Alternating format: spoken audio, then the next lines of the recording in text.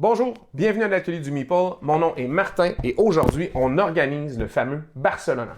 Barcelona, c'est un jeu sur lequel j'ai déjà fait une critique par écrit sur Geekbécois. Alors, si ça vous intéresse, je mettrai la référence dans la vidéo.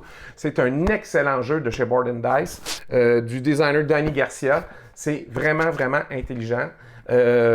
Ça peut paraître complexe au début, mais après déjà un tour de jeu, vous avez une bonne idée de ce que vous faites et ça ne vous prendra pas 3-4 games à vous rendre compte que c'est un jeu où il y a beaucoup de profondeur. Le fait qu'on tire des citoyens dans un sac pour pouvoir ensuite les placer nous oblige à faire des choix très différents d'une partie à l'autre et c'est très intéressant. Par contre, il y a énormément de petits accessoires dedans, beaucoup de morceaux de jeu. Alors, je pense que c'est un avantage de l'organiser et pour organiser ceci, je vais me servir non seulement de techniques que j'utilise beaucoup depuis longtemps, c'est-à-dire le foam core et l'origami, mais je vais aussi récupérer des contenants de plastique que j'avais déjà achetés. Alors, pour vous faire quelque chose d'un peu différent, on regarde ça ensemble.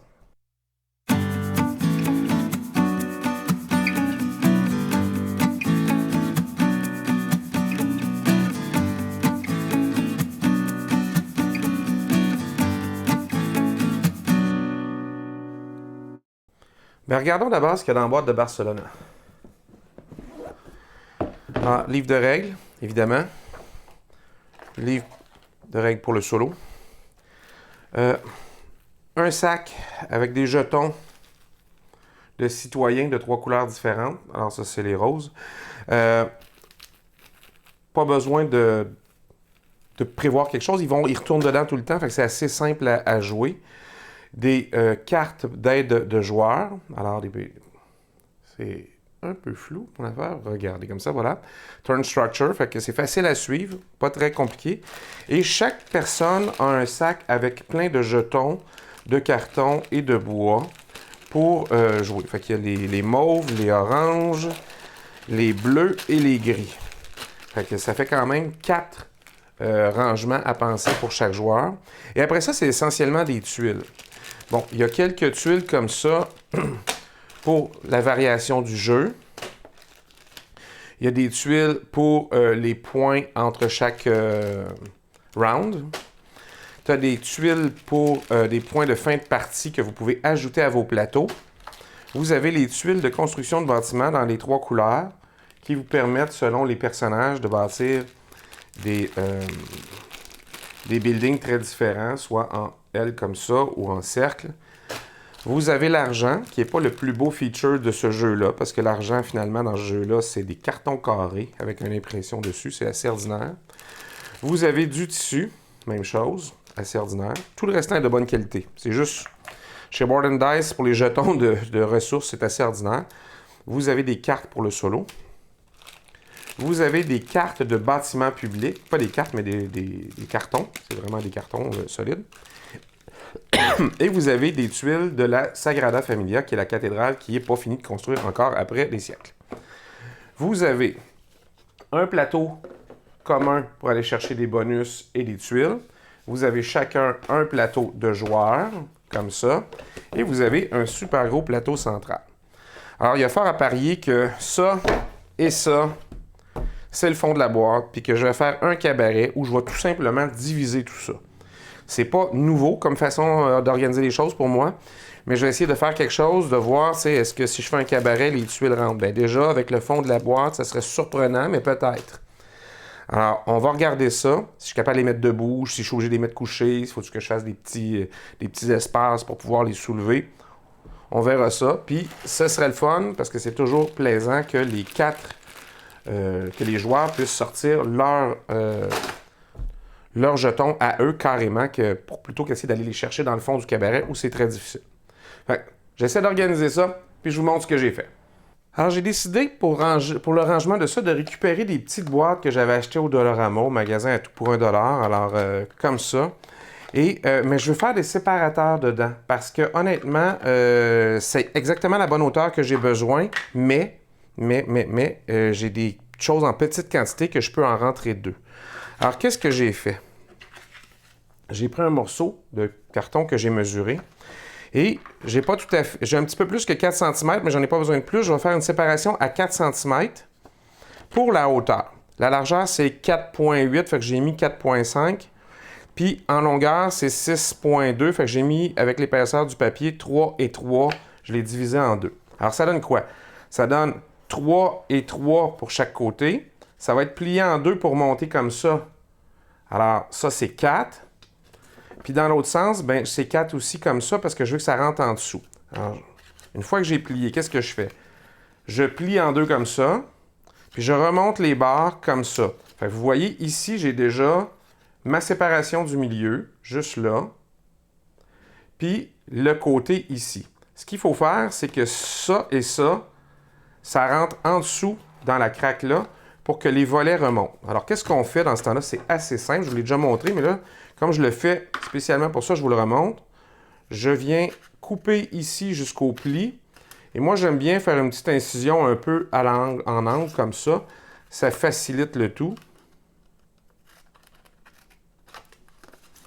Et je fais la même chose de l'autre côté. Alors, je vais couper sur mon pli. Et je fais un petit angle dans l'autre sens, comme ça, bam, juste pour dire. Ça fait quoi, une fois que c'est fait? Bien, ça fait que ce pli-là, je le pousse en dessous. Puis l'autre côté, je fais la même chose, je le prends, je le pousse en dessous. Alors, pour le moment, ça a l'air de rien, mais si vous poussez jusqu'au pli, pouf, vous avez un petit séparateur. Et le petit séparateur, il entre comme par magie ici.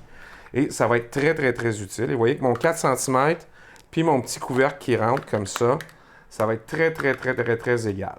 Alors, une solution simple, ça me permet de recycler ça que j'avais acheté puis que je ne trouvais pas très adapté pour certains. Puis ce matin, j'ai pensé à ça. Alors, une petite boîte divisée en deux et les boîtes en plastique, ça les récupère au moins. Alors, regardons un peu ce que j'ai réussi à faire avec Barcelona. Alors,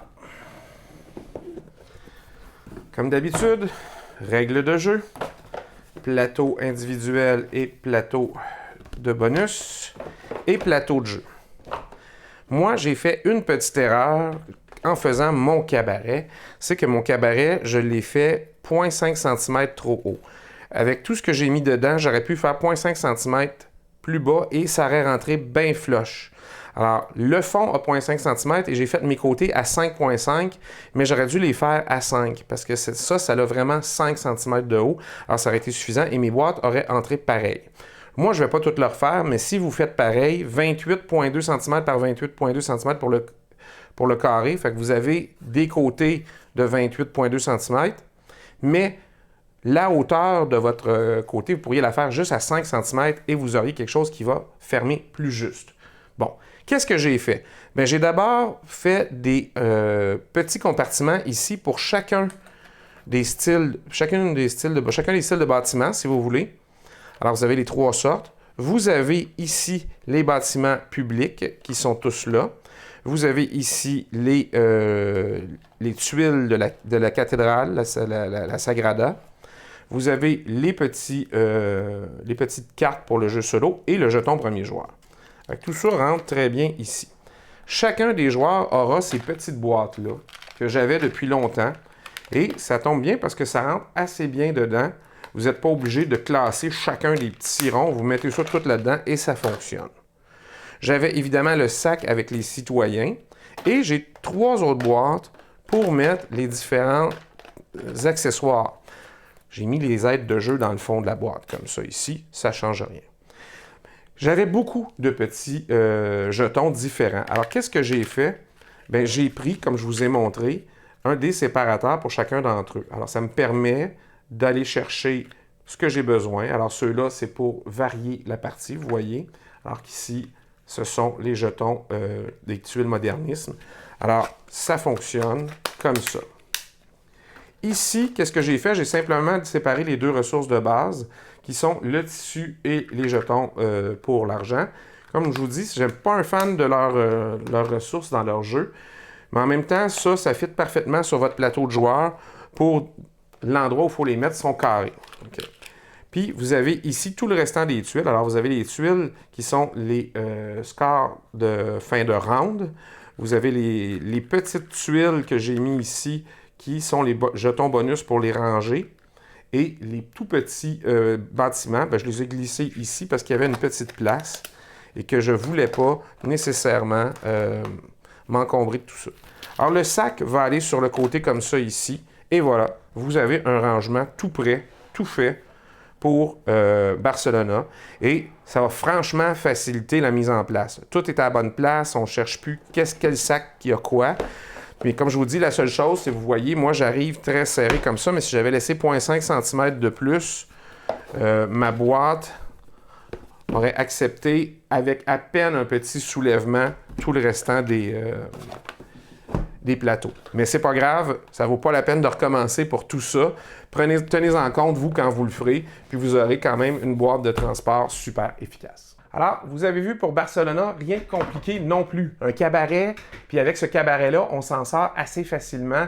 J'ai mis les tuiles, mais je me suis vraiment servi de ces petits bacs-là que j'avais achetés au magasin à tout pour $1 pour ranger d'abord les pièces des joueurs parce que ça fitait parfaitement dans mon rangement et aussi certains autres morceaux. Mais vous avez vu, en rajoutant des petits séparateurs en origami, bien, ça permet de faire un peu plus avec les mêmes contenants. Alors, au début, je voulais faire plus d'origami que ça en me disant je mets juste les 4 boîtes pour les jetons des joueurs, puis le restant, je verrai. Finalement, j'ai beaucoup de ces boîtes de plastique-là. Je dis autant les utiliser. Alors, vous voyez, c'est un moyen de combiner plein de choses qui vous facilitent la vie. Puis, des fois, c'est un peu moins long pour vous.